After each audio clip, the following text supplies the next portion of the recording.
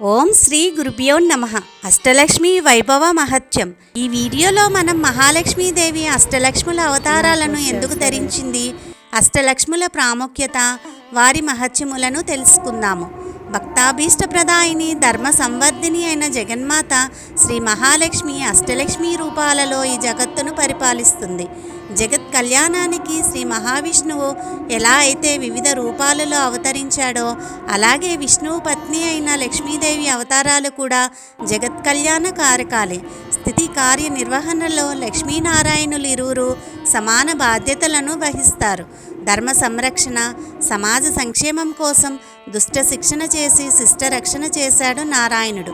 సమాజం వ్యక్తుల సమూహం కాబట్టి ఆయా వ్యక్తుల సంరక్షణ కోసం, అభివృద్ధి కోసం, ఉన్నతి కోసం లక్ష్మీదేవి అష్టలక్ష్మి రూపధారణ చేసింది. ఒక మాతృమూర్తి తన కన్న బిడ్డలను సరైన మార్గంలో పెంచడం కోసం రోజు ఎన్నో రకాల అవతారాలను ఎత్తుతుంది. వాత్సల్యపూరితంగా అనునయిస్తూనే తప్పు చేస్తే దండిస్తుంది. మనకి విద్యాబుద్ధులు నేర్పిన ప్రథమ గురువు అయిన ఆ తల్లే అవసరమైనప్పుడు ధైర్యాన్ని నూరుపోసి వీరత్వాన్ని వృద్ధి చేస్తుంది. ముఖ్యంగా ధర్మచింతన, యుక్తాయుక్త విచక్షణ జ్ఞానం, కరుణ, జాలి, వివేకం ఇవన్నీ ఆ అమ్మ పెట్టిన భిక్షలే. ఒక సాధారణ మాతృమూర్తే తన పిల్లల కోసం ఇంత కష్టపడుతూ ఉంటే ఆ జగన్మాత లక్ష్మీదేవి సంగతి చెప్పాలా? అనేక కోట్ల జీవరాశులలో ఎవరికి ఏ కష్టం వచ్చినా అందరూ ఆ తల్లినే తలుచుకుంటారు. అందరికీ అన్ని రకాల శక్తులను అందించడం కోసం ఈ అష్టలక్ష్మి రూపాలను ఎంచుకుంది ఆ తల్లి. అందులో మొదటిగా ఆదిలక్ష్మి అవతారం. మహాలక్ష్మిగా కూడా కొలవబడే ఈ తల్లి అమ్మవారి ప్రముఖ రూపం. ఒక చేత పద్మాన్ని, మరో చేత తెల్లటి పతకాన్ని ధరించి, మరో రెండు చేతులలో అభయ వరద ముద్రలను ఒసిగే తల్లి.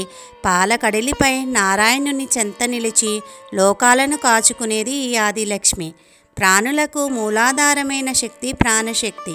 ఆ శక్తిని ప్రసాదించే తల్లి ఆదిలక్ష్మీదేవి శారీరక మానసిక పరిపుష్టిని ప్రసాదిస్తుంది. ఆదిలక్ష్మీదేవి మహత్యం. సదా విష్ణుమూర్తిని ఆశ్రయించి ఉండే దేవతలకు ఆదిలక్ష్మీదేవి సమస్త సంపదలను అనుగ్రహించి వారి వారి విధులను నిర్వహించే సామర్థ్యాన్ని వారికి ప్రసాదిస్తూ ఉంటుంది. ఈ విధంగా లక్ష్మీనారాయణుల అనుగ్రహం వలన స్వర్గంలో సమస్త సుఖాలను అనుభవిస్తూ ఆనందాలలో మునిగిపోయిన దేవతలు క్రమంగా ఈ సంపదలన్నీ తమ శక్తి సామర్థ్యాల వల్లనే వచ్చాయనే స్థితికి చేరుకుని శ్రీ ఆదిలక్ష్మీదేవి కృపనే మర్చడం జరిగింది. ఎప్పుడైతే అహంకారం తలకెక్కుతుందో అప్పుడే దైవానుగ్రహం కొరవడుతుంది. దేవతల ప్రవర్తనకి ఆదిలక్ష్మీదేవి ఆగ్రహించింది. ఎలాగైనా వీరికి బుద్ధి చెప్పాలని అనుకుంది. దారి తప్పిన పిల్లలను ఏ తల్లి చూస్తూ ఊరుకోదు కదా. ఆ తల్లి దేవలోకంలో తేజోరూపిణి అయిన యక్షినిగా సాక్షాత్కరించింది. కనులు మిరుమిట్లు గొలిపే ఈ తేజాన్ని దేవతలంతా భయపడ్డారు. దేవేంద్రుడు సైతం ధైర్యం కోల్పోయి అష్టదిక్పాలకులలో ముఖ్యుడైన అగ్నిదేవుని పిలిచి ఈ శక్తి ఎవరో తెలుసుకుని రమ్మని పంపిస్తాడు. అగ్ని భట్టారకుడు హెచ్చిన దర్పంతో ఆ తేజోరూపిణి దరిచేరి, నేను ఈ చరాచర జగత్తులోని ఏ వస్తువునైనా దహించి వేయగల అగ్నిదేవుడను, నీవు ఎవరో తెలియజేయవలసింది అని అడిగాడు. అతని గర్వాన్ని గుర్తించింది ఆ తల్లి. అతన్ని గర్వభంగం చేయాలని తలిచింది. ఒక దర్భని సృష్టించింది. అగ్నిదేవుడిని ఆ దర్భని కాల్చమని ఆదేశించింది. అగ్నిదేవుడు ఎంత ప్రయత్నించినా ఆ గడ్డి పరకను మాత్రం తాకలేకపోయాడు. అవమాన భారంతో తలవంచుకుని వెనుదిరిగి వెళ్ళిపోయి దేవేంద్రునితో విషయం విన్నవించుకున్నాడు. అగ్ని దేవేంద్రుడు ఈసారి వాయుదేవుని చేరబిల్చి ఆ శక్తి యొక్క వివరాలు తెలుసుకుని రమ్మని పంపాడు. వాయుదేవుడు ఆ తేజోరూపిణిని సమీపించి, నేను లోకాలన్నిటిలో యథేచ్ఛగా సంచరిస్తూ ఏ వస్తువునైనా క్షణకాలంలో కదల్చగల సామర్థ్యమున్న వాయువుని, నీవెవరో తెలుపవలసింది అని అడిగాడు. ఆదిలక్ష్మీదేవి తాను సృష్టించిన దర్భని వాయుదేవునికి ఎదురుగా పెట్టి, దీనిని కదల్చగలవా అని అడిగింది. బలగర్వంతో వాయువు విశ్వప్రయత్నం చేశాడు. కానీ ఆ గడ్డి పరక మాత్రం కదలలేదు. మొహం చెల్లక వాయుదేవుడు దేవేంద్రుని వద్దకు వెళ్ళి, ఆ శక్తి ఎవరో నీవే తెలుసుకోవలసింది అని చెప్పాడు. భయంగా ఇంద్రుడు ఆ తేజోరూపిణి వద్దకు బయలుదేరాడు. కానీ ఆ తల్లి అంతలోనే అంతర్ధానం అయింది. భయభీతుడైన దేవేంద్రునితో ఆ తల్లి అశరీర్వాణిగా ఇలా పలికింది. దేవేంద్ర, మీ శక్తి సామర్థ్యాలు ఏపాటివో తెలిసిందా? నా అనుగ్రహం లేకపోతే మీ దేవతల శక్తులన్నీ వృధా అని గుర్తించావా అని గద్దించి అడిగింది. అప్పటికి ఇంద్రుడికి ఇదంతా వైకుంఠవాసిని ఆదిలక్ష్మీదేవి ఆగ్రహ ప్రభావం అని అర్థమైంది. తప్పు తెలుసుకున్న ఇంద్రుడు ఎన్నో విధాల తల్లిని స్తుతించి శరణు శరణు అంటూ ప్రార్థించాడు. దేవేంద్రుని చేత ఆ సమయంలో అమ్మవారిని ప్రార్థిస్తూ చెప్పబడినదే మహాలక్ష్మి అష్టకం. దేవేంద్రుని క్షమించి ఆ తల్లి కరుణించి సాక్షాత్కరించింది. తమ తప్పు తెలుసుకున్న దేవతలందరూ ఆ తల్లిని శరణు వేడి తమ తమ శక్తుల్ని తిరిగి పొందగలుగుతారు. ఈ కథ ద్వారా మనకి ఆ మాత అనుగ్రహాన్ని ఎవ్వరూ ఎన్నటికీ మరవకూడదని, మనకి ఉన్న శక్తి సామర్థ్యాలన్నీ ఆ తల్లి అనుగ్రహం వల్లనే లభిస్తాయి అనే విషయం అర్థమవుతుంది. ఈ కథను ప్రశ్నోపనిషత్తులో పరతత్వ నిదర్శన సందర్భంలో కూడా చెప్పడం జరిగింది. రెండవ అవతారం ధాన్యలక్ష్మీదేవి. పుట్టిన బిడ్డకు స్తన్యాన్ని అందించి ఆకలి తీర్చి తన పొత్తిళ్లలో పెట్టుకుని కాపాడేది మన మాతృమూర్తి. అలాగే మనకి అవసరమైన ఆహారాన్ని సమకూర్చేది ధాన్యలక్ష్మీదేవి. వ్యవసాయం ద్వారా సమస్త ధాన్య సంపదను, పాడి పంటలను ప్రసాదించి మన జీవితాలను సుభిక్షంగా ఉండేలా కాచుకునే తల్లే ధాన్యలక్ష్మి. అందుకు ప్రతీకగా ఆమె ఆహార్యం మొత్తం ఆకుపచ్చ రంగులో ఉంటుంది. 8 చేతులతో పచ్చని వస్త్రాలతో ఉంటుంది. 2 చేతులలో పద్మాలు, 1 చేత గద, 3 చేతులలో వరికంకి, చెరుకు గడ, అరటిగెల కలిగి 2 చేతులు వరదాభయ ముద్రలతో ఉంటుంది. శారీరక దారుఢ్యాన్ని ప్రసాదించే ఈ తల్లి అనుగ్రహం మనకు చాలా అవసరం. శ్రీ ధాన్యలక్ష్మీదేవి మహత్యం. పూర్వం త్రేతాయుగంలో కోసల రాజ్యాన్ని అయోధ్య రాజధానిగా దశరథ మహారాజు పరిపాలిస్తున్నాడు. ఆ కాలంలో ధర్మం 4 పాదాలతో నడుస్తూ ఉండేది. రాజు ప్రజలకు ఏ లోటు రాకుండా కన్న బిడ్డల వలె చూసుకుంటూ ఉండేవాడు. పాడి పంటలు పుష్కలంగా ఉండడంతో పాటు దేశ ప్రజలందరూ సాంప్రదాయ పద్ధతులలో భగవద్ ఆరాధనలు చేస్తూ ఉండేవారు. అపర బల పరాక్రమవంతుడైన రాజు రక్షణలో ప్రజలు సుఖశాంతులతో హాయిగా కాలక్షేపం చేసేవారు. గ్రహగతుల ప్రభావం మానవ జీవితం మీద, సామాజిక పరిస్థితుల మీద ఎంతోగానో ఉంటుందని అంతా నమ్మేవారు.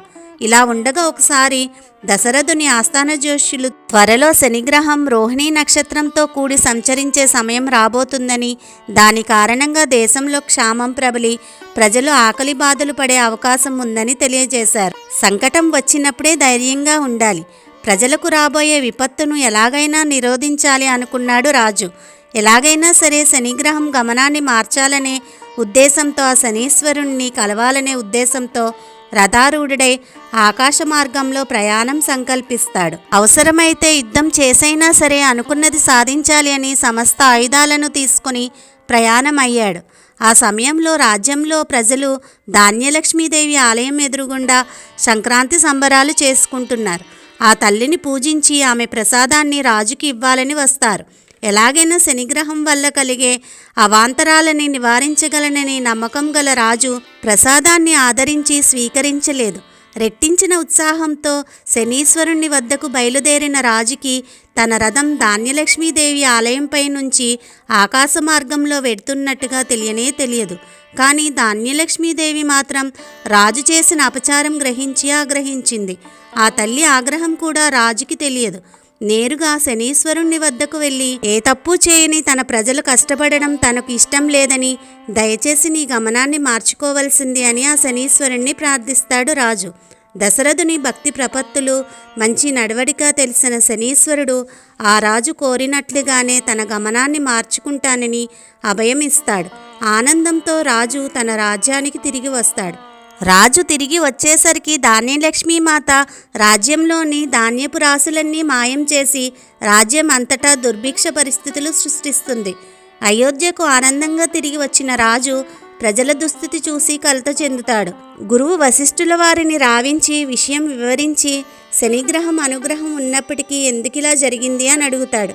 త్రికాలాగ్ని అయిన వశిష్ఠ మహర్షి దివ్య దృష్టితో రాజు ధాన్యలక్ష్మీదేవి పట్ల చేసిన అపచారాన్ని గ్రహించి, ఓ రాజా, నీ బల పరాక్రమాల మీద నమ్మకంతో శనీశ్వరుని వద్దకు వెళ్లే సమయంలో ధాన్యలక్ష్మీదేవి ఆలయం మీదుగా ప్రయాణించి అపచారం చేశావు.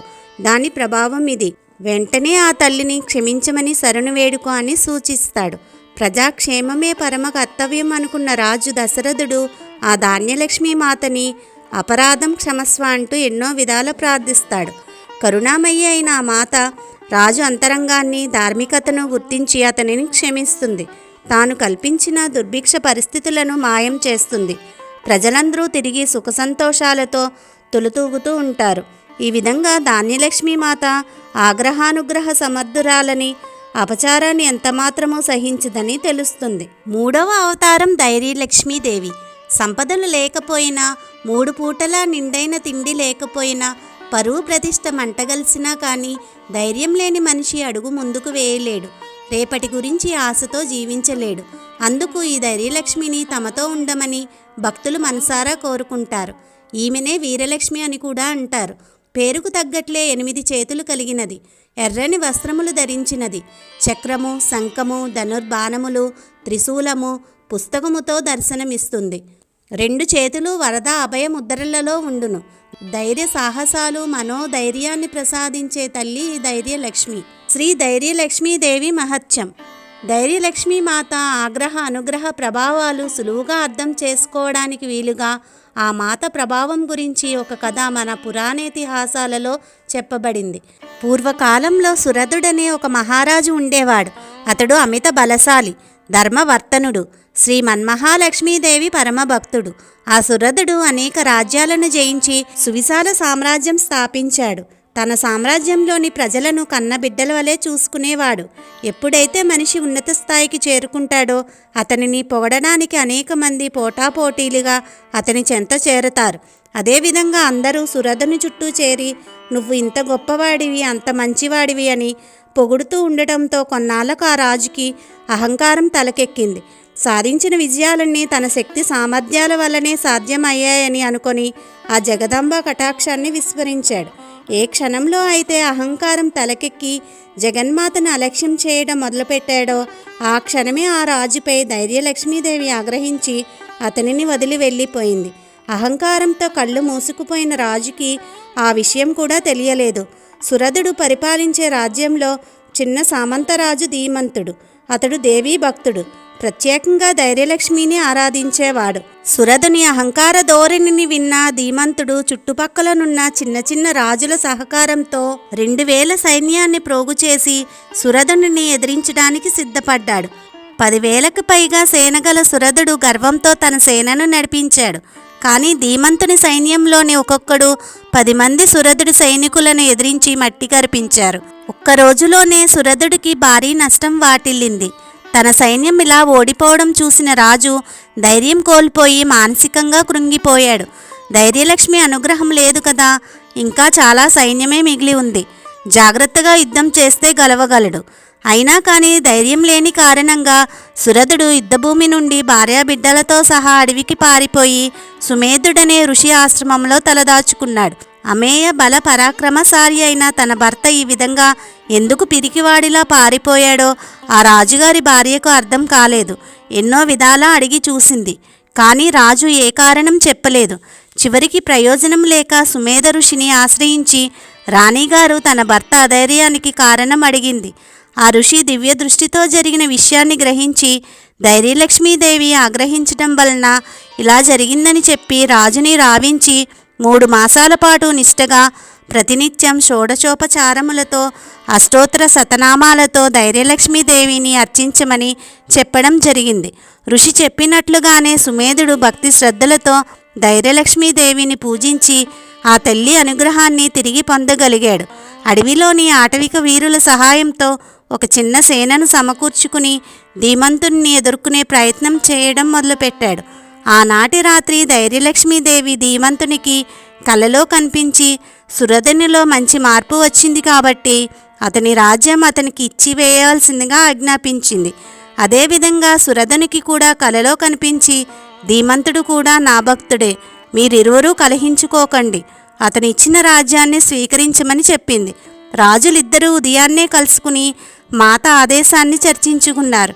కానీ క్షత్రియుడైన సురధుడు తన రాజ్యాన్ని దానంగా తీసుకోవడానికి ఇష్టపడక అందుకు ప్రత్యుపకృతిగా తన ఏకైక బిడ్డ అయిన తన కూతురు లావణ్యవతిని ధీమంతునికి ఇచ్చి వివాహం జరిపించాడు. ఈ విధంగా ప్రబల ప్రత్యర్థులైన ఆ రాజులిద్దరూ ఆ తల్లి అనుగ్రహం వల్ల దగ్గర బంధువులై ఎవరి రాజ్యం వారు ఏలుకోసాగారు. ధైర్యలక్ష్మి కృప ఎంతటి అద్భుతాలను సృష్టిస్తుందో ఈ కథ తెలియజేస్తుంది. 4వ అవతారం గజలక్ష్మీదేవి. రాజ్య ప్రదాత సంపదను అనుగ్రహించడం మాత్రమే కాదు, ఆ సంపదకు తగిన హుందాతనాన్ని, ప్రతిష్టను అందించే తల్లి. గౌరవం కలిగించని సంపద ఎంత ఉంటేనేం, గజలక్ష్మి సాక్షాత్తు ఆ ఇంద్రుడు కోల్పోయిన సంపదను సైతం క్షీరసాగర మదనంలో వెలికి తెచ్చిందని ప్రతీతి. 4 హస్తములు కలిగిన మూర్తి, ఇరువైపులా 2 గజాలు అభిషేకిస్తూ ఉంటాయి. ఎర్రని వస్త్రములు ధరించినది, 2 చేతులలో 2 పద్మములు కలిగినది. 2 చేతులు వరద అభయ ముద్రలలో ఉంటాయి. సకల శుభాలకు అధిష్టాన దేవత గజలక్ష్మీదేవి. సముద్ర రాజతనయ శ్రీ గజలక్ష్మీ మాత మహత్యము. సాధారణంగా దేవతలు, దానవులు ఒకరిపై మరొకరు ఆధిపత్యం సాధించడం కోసం తరచూ కలహించుకుంటూ ఉంటారు. ధర్మవర్తనులైన దేవతలు విజయం సాధించేలా చూసే బాధ్యతను తనపై వేసుకున్నాడు స్థితికారకుడు శ్రీ మహావిష్ణువు. విష్ణుపత్ని, ప్రపంచేశ్వర నాయిక అయిన ఈ లక్ష్మీదేవి కూడా తన కటాక్షాన్ని సదా దేవతలపై ప్రసరింపచేస్తూ ఉండేది. ఆ కారణంగా దేవతలకి సమస్త శుభాలు, జయాలు కలుగుతూ వచ్చాయి. ఒకసారి దేవతలు దానవులపై విజయం సాధించి ఆనందోత్సాహాలతో స్వర్గానికి తిరిగి వచ్చి ఎంతో ఘనంగా వేడుకలు జరుపుకుంటూ ఉన్నారు. దేవేంద్రునితో సహా అందరూ కూడా మితిమీరిన విందులు, వినోదాలలో మునిగిపోయి కన్ను మిన్ను కానక ఉన్నారు. ఎవరికీ కూడా తమ విజయాలని తమకి లక్ష్మీనారాయణుల అనుగ్రహం వలనే లభించాయనే స్పృహ లేనే లేదు. ఇటువంటి సమయంలో అసమాన తపోధనుడు, ముక్కోపి అయిన దుర్వాస మహర్షి వైకుంఠానికి వెళ్ళి లక్ష్మీనారాయణులను దర్శనం చేసుకున్నాడు. లక్ష్మీనారాయణులు మునికి తమ ప్రసాదంగా పారిజాత సుమమాలను బహుకరిస్తారు. భవబంధాలు తెంచుకున్న ఋషి ఆ మాలను ఏం చేసుకుంటాడు?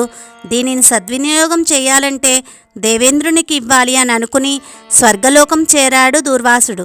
వినోదాలలో, విందులలో మునిగి ఉన్న ఇంద్రుడు దూర్వాసుని ఆగ్రహ ప్రభావం బాగా తెలిసినవాడు కనుక మునిరాక వార్త వినగానే ఎదురువచ్చి గౌరవంగా సత్కరిస్తాడు. దూర్వాసుడు సంతోషించి తన దగ్గర ఉన్న పారిజాతమాలను దేవేంద్రునికి ఇస్తాడు. అప్పటి వరకు కేలీ విలాసాల్లో మునిగి ఉన్న ఇంద్రుడు ఆ మాలను ఎంతో నిర్లక్ష్యంగా అందుకొని తన పట్టపుటేనుగు ఐరావతానికి అలంకారంగా వేస్తాడు. లక్ష్మీనారాయణుల ప్రసాదమైన ఆ మాల యొక్క శక్తిని భరించలేక ఆ ఏనుగు తత్తరపాటుతో ఆ మాలను నేలపై పడవేసి తొక్కుకుంటూ కంగారుగా సముద్ర గర్భంలోకి వెళ్ళిపోతుంది. జరిగినదంతా తెలుసుకున్న జగన్మాత లక్ష్మీదేవికి ఎంతో కోపం వస్తుంది. సకల శుభాలకి కారణభూతమైన తనని నిర్లక్ష్యం చేయడమే కాక లక్ష్మీనారాయణుల ప్రసాదాన్ని ఈ విధంగా అగౌరవపరచడం సహించలేని ఆ తల్లి దేవతలకు తగిన బుద్ధి చెప్పాలని నిర్ణయించుకుంది. ఆ తల్లి క్షీరసాగర గర్భంలోకి వెళ్ళిపోయింది. ఇక దేవతలకు కష్టాలు మొదలయ్యాయి. ఒక్కొక్కటిగా ఐశ్వర్యాలన్నీ దేవతలను విడిచిపెట్టి వెళ్ళిపోవడం మొదలుపెట్టాయి. దానితో రాక్షసులు సులువుగా దేవతలను జయించడం మొదలుపెట్టారు. తాము అనుభవించే కష్టాలకు తోడు రాక్షస గురువు శుక్రాచార్యుడు మృత సంజీవిని విద్యతో రాక్షసులను పునర్జీవితులను చేయడంతో దేవతలకు దిక్కుతోచక శ్రీ మహావిష్ణువుని ఆశ్రయించారు. దేవతలకు శుభాలు కలగాలంటే ఆ జగన్మాత లక్ష్మీదేవి అనుగ్రహం ఉండాలని, క్షీరసాగర మదనం చేస్తే లక్ష్మీదేవితో పాటు అమృతం కూడా లభిస్తుందని శ్రీ మహావిష్ణువు చెప్పడం జరిగింది. మందర పర్వతం కవ్వంగా, వాసుకి సర్పరాజం కవ్వపు తాడుగా దానవులిద్దరూ కలిసి క్షీరసాగర మదనం కొనసాగించారు. ఆదిలోనే హంసపాదులాగా బరువైన మందర పర్వతం మాటిమాటికి సముద్రంలోకి కృంగిపోవడం మొదలుపెట్టింది. లక్ష్మీదేవి వియోగంలో ఉన్న నారాయణుడు సముద్ర గర్భంలో ప్రవేశించి కూర్మావతారుడై మందర పర్వతాన్ని మూపున మోసి క్షీరసాగర మదనం కొనసాగేలా చూశాడు.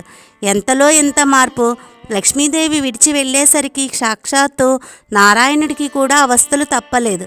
భయంకర హలాహల విషజ్వాలలకు భయపడి లోకాలన్నీ గగ్గోలెత్తిపోతే పరమశివుడు ఎంతో దయతో ఆ విషాన్ని మృంగి గరళకంఠుడే లోకాలను రక్షించాడు. ఆ తర్వాత క్రమంగా కౌస్తుభాది మనులు, ఐరావతం, ఉచ్చైశ్రవం, కల్పవృక్షం, కామధేనువు బయటికి వచ్చాక లక్ష్మీదేవి ఇరువైపులా మత్తేబాలు, బంగారు కలశాలతో అభిషేకం చేస్తూ ఉండగా గజలక్ష్మి అవతారంగా క్షీరసాగరం నుంచి ఆవిర్భవించింది. గజరాజులచే సేవించబడే గజలక్ష్మి కరుణా సముద్ర అయిన ఆ తల్లి ఎంతో దయతో తన అపార కృపా కటాక్షాలను దేవతలపై తిరిగి కురిపించింది. ఈ విధంగా ఆ తల్లి ఆగ్రహించడం వలన చివరికి దేవతలకు అమృతం కూడా లభించింది. ఆ విధంగా ఆ తల్లి ఆగ్రహం, అనుగ్రహం రెండూ కూడా లోక కళ్యాణ కారకములైనాయి. ఈ గజలక్ష్మీ మాతను శ్రీ వైభవలక్ష్మీదేవి రూపంగా ఆరాధించడం పరిపాటి. 5వ అవతారం సంతాన లక్ష్మీదేవి. జీవితంలో ఎన్ని సిరులున్నా సంతానం లేకపోతే లోటుగానే ఉంటుంది. తరం తమతో నిలిచిపోతుందన్న బాధ పీడిస్తూ ఉంటుంది. ఇలాంటి వారి వడిని నింపే సంతాన లక్ష్మి 6 చేతులతో దర్శనమిస్తుంది. 2 కలశములు, ఖడ్గము, డాలు ధరిస్తుంది. వడిలో బిడ్డ కలిగి ఉంటుంది. ఒక చేత అభయముద్ర కలిగి మరొక చేతిలో బిడ్డను పట్టుకుని ఉంటుంది. బిడ్డ చేతిలో పద్మము ఉన్నది. సత్సంతాన ప్రాప్తికి అధిష్టాన దేవత సంతాన లక్ష్మీదేవి. శ్రీ సంతాన లక్ష్మీదేవి మహత్యము. అయోధ్య నగరాన్ని పరిపాలించిన దిలీపుడు రఘుకులానికి మూలపురుషుడు. అతడు ఎంతో ధర్మపరుడైన ప్రభువు. ప్రజల్ని కన్నబిడ్డల్లా చూసుకునేవాడు.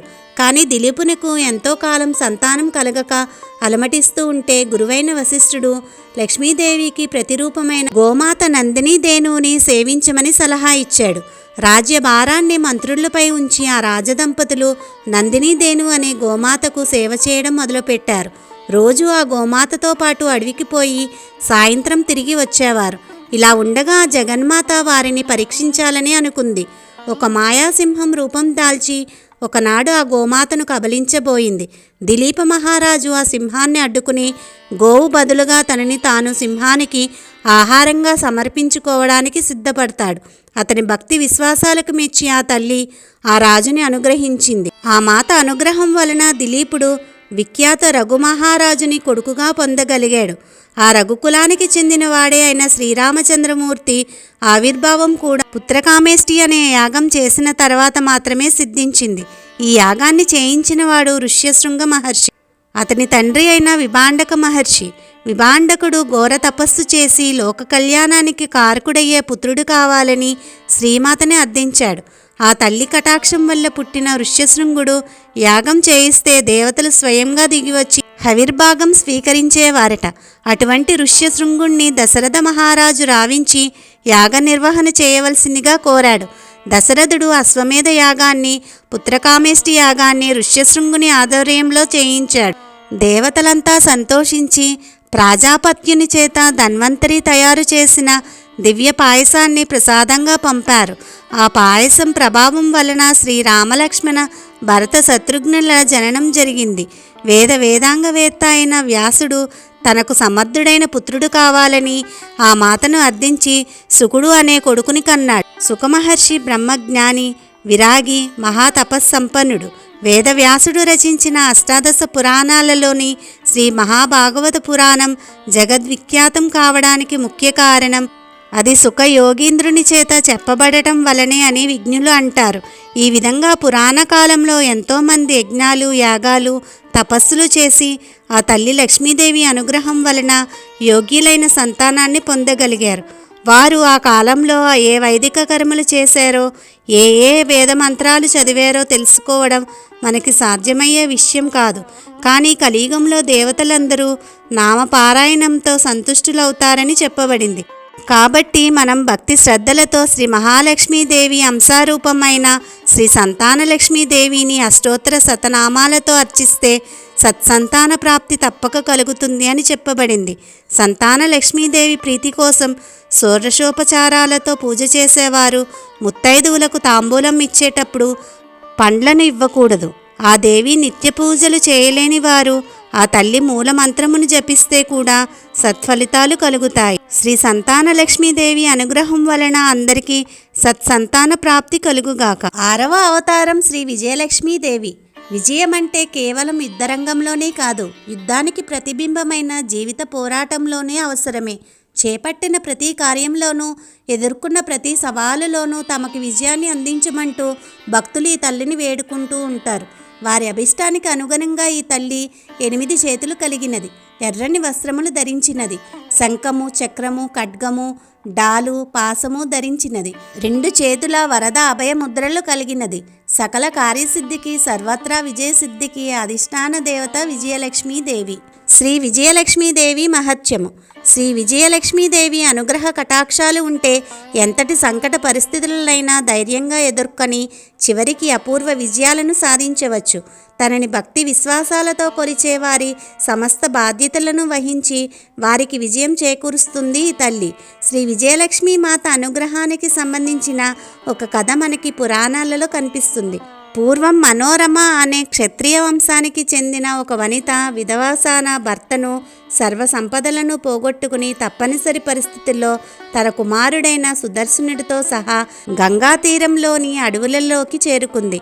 అడవులలో నానా కష్టాలు పడి చివరికి భరద్వాజ ఋష్యాశ్రమానికి చేరింది. తన దురదృష్టానికి ఎంతో కుమిలిపోతూ బాధపడే మనోరమని చూసి భరద్వాజునికి జాలి కలిగింది. తన తపశ్శక్తి ద్వారా వారి కష్టాలకు తరుణోపాయం ఏమిటి అని ఆలోచించాడు.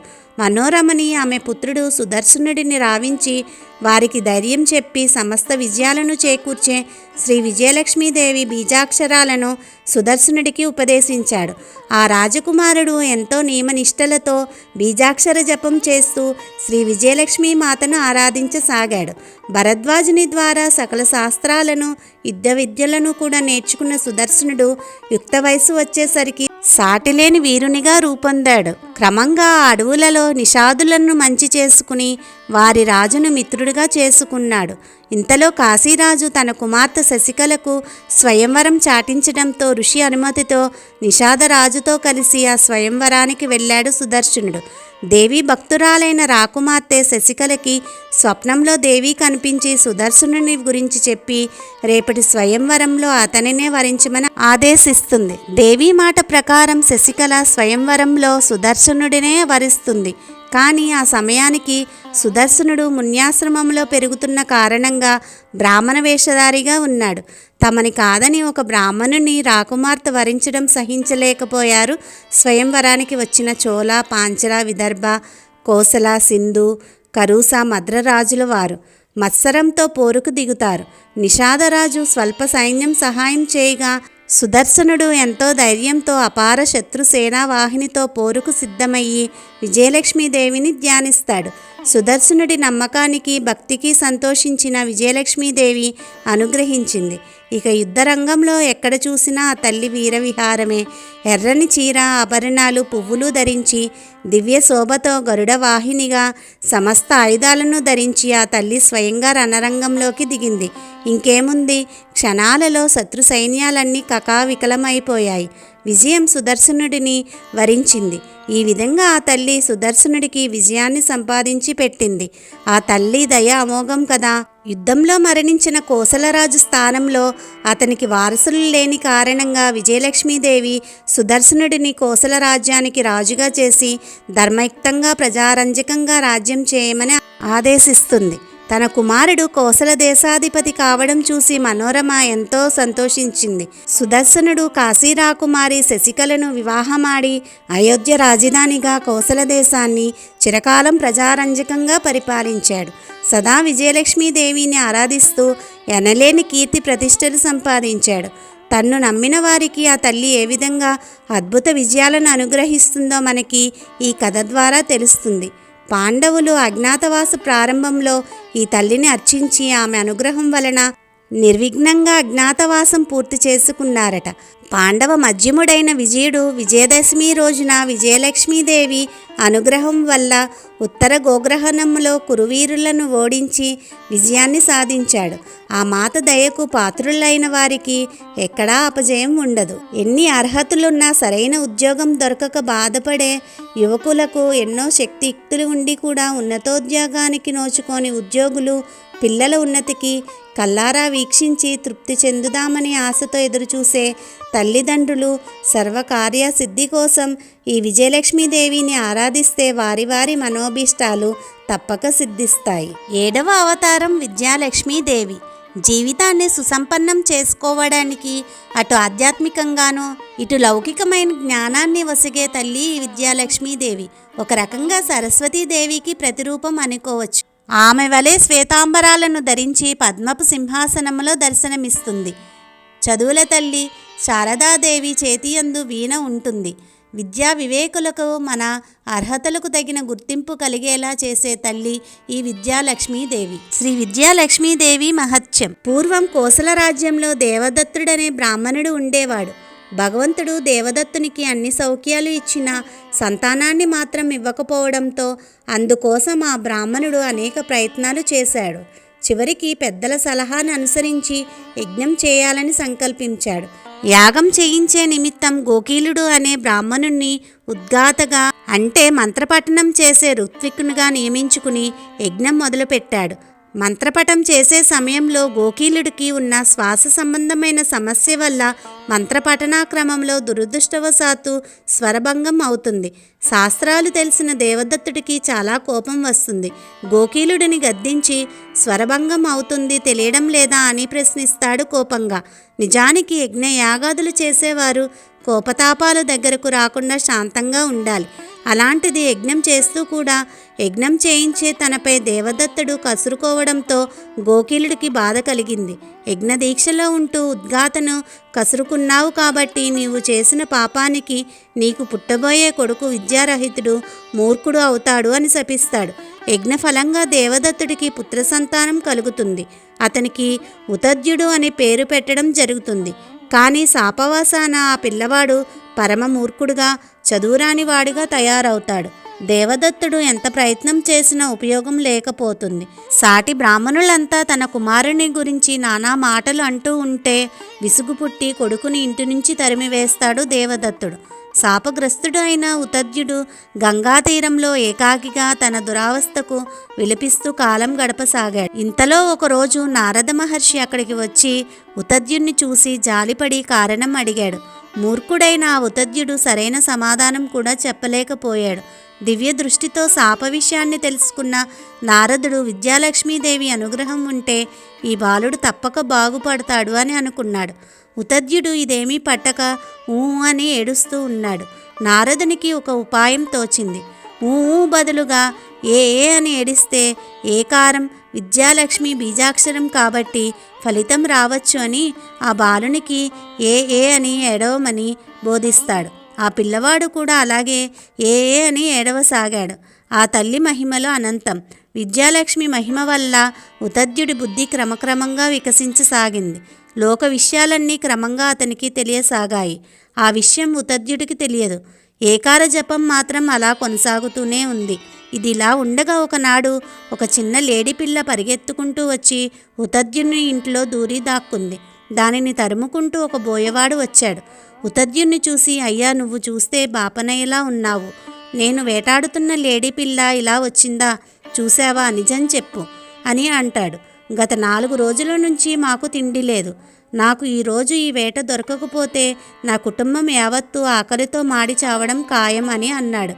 లేడీ ఎక్కడ ఉందో నిజం చెప్పేస్తే బోయవాడు దాన్ని తక్షణం చంపేస్తాడు. ఒకవేళ చెప్పకపోతే బోయవాడు అతని కుటుంబం ఆకలితో అంతరిస్తారు. ఏం చేయాలి అని ఉతద్యుడు ఆలోచించాడు.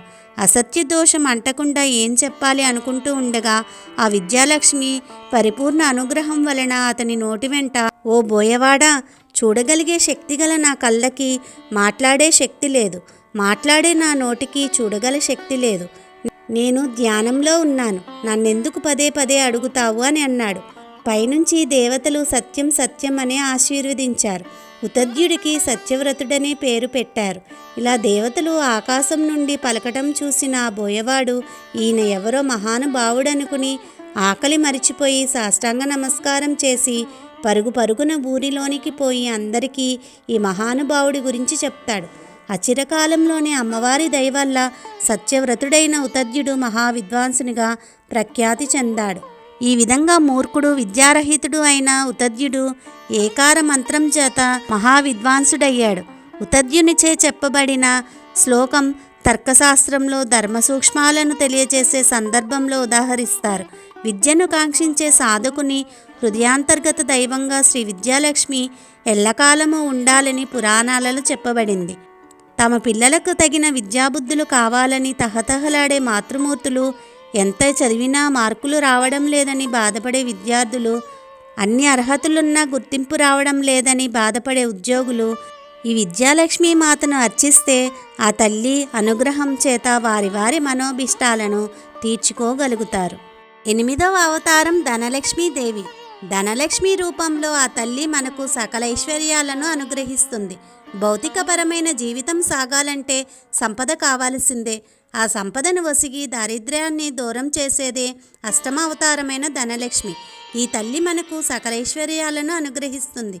అందుకే ఆమె చేతిలో ధనానికి చిహ్నంగా బంగారు నాణాలు, సమృద్ధికి సూచనగా సూచించే కలశం దర్శనమిస్తుంది. 6 హస్తాలు కలిగిన మూర్తి, ఎర్రని వస్త్రాలు ధరించినది, శంఖచక్రాలు, కలశము, ధనుర్బాణాలు, పద్మము ధరించిన మూర్తి. అభయ ముద్రలో ఉన్న చేతి నుండి బంగారు నాణాలు వర్షిస్తున్నట్లు చిత్రింపబడుతుంది. కొన్ని చోట్ల ఐశ్వర్యలక్ష్మి, సౌభాగ్యలక్ష్మి, రాజ్యలక్ష్మి, వరలక్ష్మి అనే పేర్లు ఉన్నాయి. శ్రీ ధనలక్ష్మీదేవి మహత్యము. పూర్వం కాశీనగరంలో ఒక ప్రముఖ వర్తకుడు ఉండేవాడు. అతని పూర్వీకులు చేసుకున్న తపఫలంగా, అతని పూర్వజన్మ పుణ్య ప్రభావం వలన అతనికి ధనలక్ష్మీదేవి కృప కలిగి వ్యాపారంలో బాగా కలిసి వచ్చింది. సమాజంలో గౌరవం పెరిగింది. తెప్పలుగా చెరువు నిండిన కప్పలు 10,000 చేరు కదరా సుమతి అన్నట్లుగా డబ్బున్నవాడి చుట్టూ అనేక మంది భజనపరులు రకరకాల ఉద్దేశాలతో చేరతారు. అదేవిధంగా ఎందరో భజనపరులు అతని చుట్టూ చేరి వర్తకుడు ఏం చెప్పినా ఏం చేసినా అతని మాటలకు తాళం వేస్తూ లోకంలో అతని కంటే గొప్పవాడు సమర్థుడు లేడని కీర్తిస్తూ ఉండేవారు. బుద్ధిశాలి అయిన ఈ పొగడ్తులకు లొంగడు కానీ అహంకారం తలకెక్కినప్పుడు అతి సులువుగా మనిషి పొగడ్తులకు లొంగిపోతాడు. అలాగే ఆ వర్తకుడు కూడా ఈ సంపద యావత్తు తన సామర్థ్యం వల్లనే సంపాదించగలిగానని విర్రవీగుతూ ఆ ధనలక్ష్మీదేవి కృపనే విస్మరించాడు. అతని నిర్లక్ష్యానికి ఆగ్రహించిన ఆ తల్లి తన ప్రతాపాన్ని చూపాలని నిర్ణయించుకుంది. ఇక లాభాలు రావడం మానేసి వ్యాపారం సన్నగిల్లడం మొదలైంది. కానీ అతని భార్య బిడ్డలు మాత్రం వారి ఖర్చులను ఏమాత్రం తగ్గించుకోకపోవడంతో ఖర్చుల కోసం అప్పు చేయడం మొదలుపెట్టాడు. చివరికి ఆస్తి అంతా హరించుకుపోయి అప్పుల వాళ్ళు ఇల్లు కూడా వేలం వేశారు. భార్య బిడ్డలతో కలిసి అతనిని వదిలిపెట్టి పుట్టింటికి వెళ్ళిపోయింది. ఇక ఏం చేయాలో తెలియక అడవిదారి పట్టాడు వర్తకుడు. అతని దురావస్థ చూసి అతని మిత్రుడొకడు జాలిపడి ఏదో విధంగా స్నేహితునికి ఉపకారం చేయాలనే ఉద్దేశంతో ఒక చేతికర్రలో వజ్రాలు పెట్టి వర్తకుడికి ఇచ్చి దీని సహాయంతో మళ్ళీ వ్యాపారం చేయమని చెప్తాడు. దురదృష్టవంతుడైన వర్తకుడు విషయం గ్రహించలేక ఆ చేతికర్రని అమ్మేసి వచ్చిన సొమ్ముతో ఆకలి తెరుచుకున్నాడు. అలాగే మరో స్నేహితుడు కూడా సహాయం చేయాలనే ఉద్దేశంతో ఒక గుమ్మడికాయలో కాసులు పోసి వర్తకుడికి ఇచ్చాడు. కానీ దురదృష్టవంతుడైన వర్తకుడు దాన్ని కూడా అమ్మేశాడు. మరో మిత్రుడు వర్తకుడు సాయంకాలం ఇంటికి వచ్చే దారిలో మొహరీలు గుట్టగా పోయిస్తాడు. కానీ చీకటిలో ఇంటికి వస్తున్న వర్తకుడు అంత ధనం ఎదురుగా ఉన్నా తెలుసుకోలేడు. ఎవరో రాళ్ళు దారికి అడ్డుగా పోశారని తిట్టుకుంటూ వాటిని తొక్కుకుంటూ ఆ చీకటిలో వెళ్ళిపోతాడు. ఆ తల్లి కటాక్షం లేకపోతే ఎవరికి ఎవరి సహాయం కూడా అందదు. చివరికి దిక్కుతోచిన ఆ వర్తకుడు ఒక మహామునిని ఆశ్రయించి తన కష్టాలు తీరే మార్గం చెప్పమంటాడు. ఆ ముని దివ్య దృష్టితో జరిగింది తెలుసుకుని, నీవు ధనలక్ష్మీదేవి ఆగ్రహానికి గురి అయ్యావు కాబట్టి ఇలా జరిగింది. ఆ తల్లిని శ్రద్ధతో 108 రోజులు అష్టోత్తర శతనామాలతో పూజించు. ఆ తల్లి అనుగ్రహం కలుగుతుందని చెప్పాడు. ముని చెప్పిన విధంగా వర్తకుడు దేవీ పూజ చేయడం మొదలుపెట్టాడు. కాలం గడిచే కొద్దీ అమ్మవారికి దయ కలిగింది. మొదటగా విడిచిపెట్టి వెళ్ళిపోయిన భార్య తిరిగి వచ్చింది. తన ఆభరణాలను అమ్మి వ్యాపారం చేయమని ఇచ్చింది. వర్తకుడు చిన్నగా మొదలుపెట్టిన వ్యాపారం త్వరలోనే పుంజుకుంది. కొంతమంది స్నేహితులు కూడా సహాయం చేశారు. త్వరలోనే వ్యాపారం వృద్ధి చెంది పూర్వ వైభవం పొందగలిగాడు. ఈ కథ ద్వారా శ్రీ ధనలక్ష్మీదేవి మహత్యం ఎంతటితో మనందరికీ అవగతం అవుతుంది. అష్టలక్ష్మి నీరాజనం. శ్రీ మహాలక్ష్మికి జగదేక మాతకి సిరిలిచ్చు తల్లికిదే నీరాజనం. ఘనమైన నీరాజనం, మేలు మేలైన నీరాజనం. వైకుంఠవాసిని ప్రాణప్రదాయిని ఆరోగ్యదాయిని ఆదిలక్ష్మీదేవికిదే నీరాజనం. ఘనమైన నీరాజనం, మేలు మేలైన నీరాజనం. దుర్భిక్షధ్వంసిని భుక్తిప్రదాయిని శక్తి సంవర్ధిని జ్ఞానలక్ష్మీదేవికిదే నీరాజనం. ఘనమైన నీరాజనం మేలు మేలైన నీరాజనం భవభయహారిణి ధైర్యప్రదాయిని వీరత్వదాయిని ధైర్యలక్ష్మీ దేవికిదే నీరాజనం ఘనమైన నీరాజనం మేలు మేలైన నీరాజనం నిత్య సత్యస్వరూపిణి సకల శుభప్రదాయిని సర్వదేవతా పూజని గజలక్ష్మీ దేవికిదే నీరాజనం ఘనమైన నీరాజనం మేలు మేలైన నీరాజనం సంతానదాయిని కర్మ నిర్మూలిని ఆనందదాయిని సంతానలక్ష్మీ దేవికిదే నీరాజనం ఘనమైన నీరాజనం మేలు మేలైన నీరాజనం శత్రు సంహారిణి విజయప్రదాయిని అభయప్రదాయిని విజయలక్ష్మీ దేవికిదే నీరాజనం ఘనమైన నీరాజనం మేలు మేలైన నీరాజనం యజ్ఞ విద్యారూపిణి ఆత్మవిద్యాదాయిని మహావిద్యాస్వరూపిణి విద్యాలక్ష్మీ దేవికిదే నీరాజనం ఘనమైన నీరాజనం మేలు మేలైన నీరాజనం దారిద్ర్యధ్వంసని ఐశ్వర్యదాయిని మోక్షప్రదాయిని ధనలక్ష్మీ దేవికిదే నీరాజనం ఘనమైన నీరాజనం మేలు మేలైన నీరాజనం శ్రీ మహాలక్ష్మికి జగదేక మాతకి సిరిలిచ్చు తల్లికిదే నీరాజనం ఘనమైన నీరాజనం మేలు మేలైన నీరాజనం హరి ఓం తత్సత్ స్వస్తి.